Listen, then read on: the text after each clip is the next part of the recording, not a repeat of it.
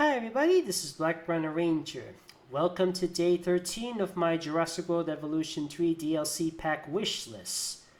We got dinosaurs, we got a few early synapsids, we got some fish like the Megalodon and the Dunkleosteus, and I think we might get some more reptiles or other mammals in the future. But here's another group of prehistoric creatures I think this game can include amphibians and early tetrapods. Now, I know it is difficult to determine what's the difference between an early tetrapod and an amphibian. You see, the early tetrapods are like a combination of amphibians and fish, but it's kind of hard to tell. Oh, really? I can understand. Even I myself am having a bit of a trouble determining what is an amphibian and what is an early tetrapod. Heck, there's even a group of animals which you could say are earlier than early even before tetrapods or something.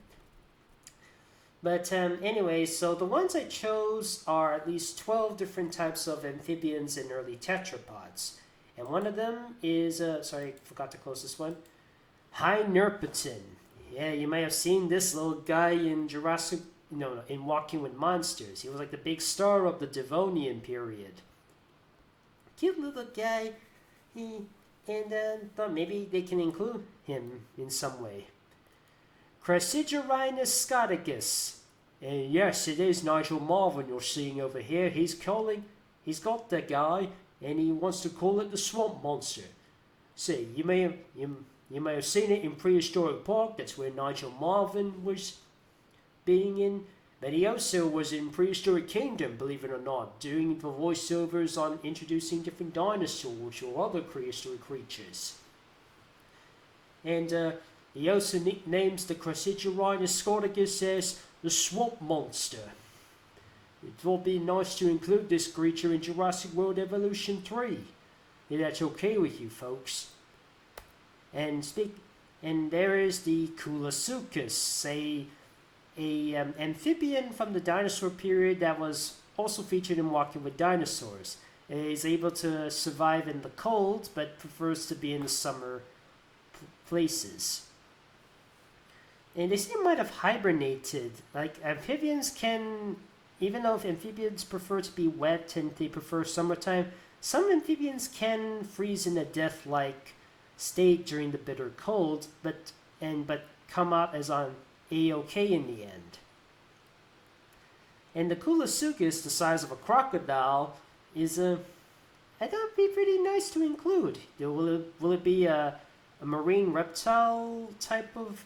Does it require a marine reptile type of enclosure, or can it be walking on land just like the Dimetrodon?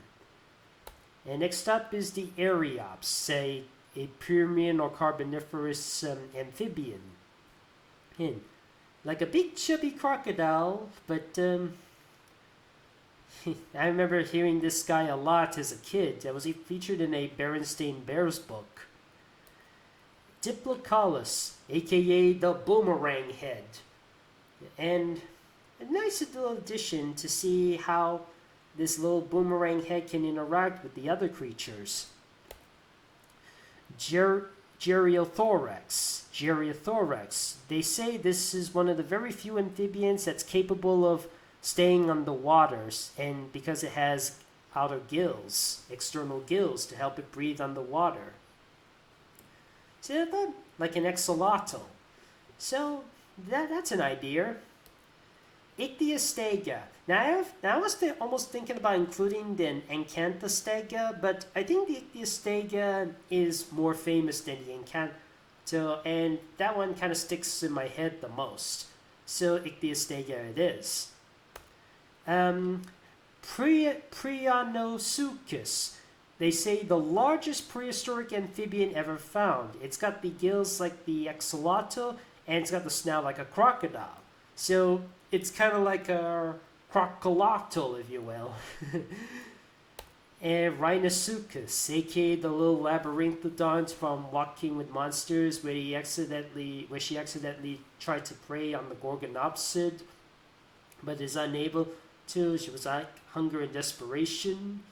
Tried to form a cocoon, to sniff out the job, but in her torpid state, she is helpless, says the gorgonopsid thieves.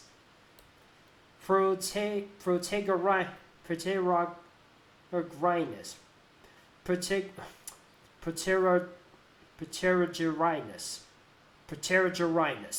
That's it. Proterogyrinus, the Carboniferous amphibian who once took down the Arthropleura in Walking with Monsters.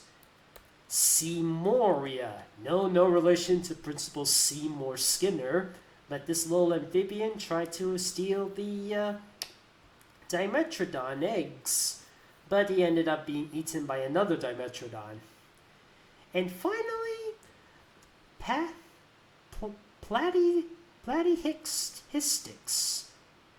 Platyhystrix.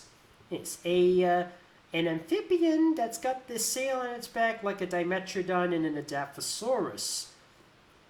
Or maybe it's more like a Longisquama, and those are not really skins or something like that. But nevertheless, it'd be interesting to see another sailback appear in Walking with in Jurassic World Evolution 3. I mean, we got a few sailback dinosaurs like the Spinosaurus, and we got a sailback early synapsid like Dimetrodon.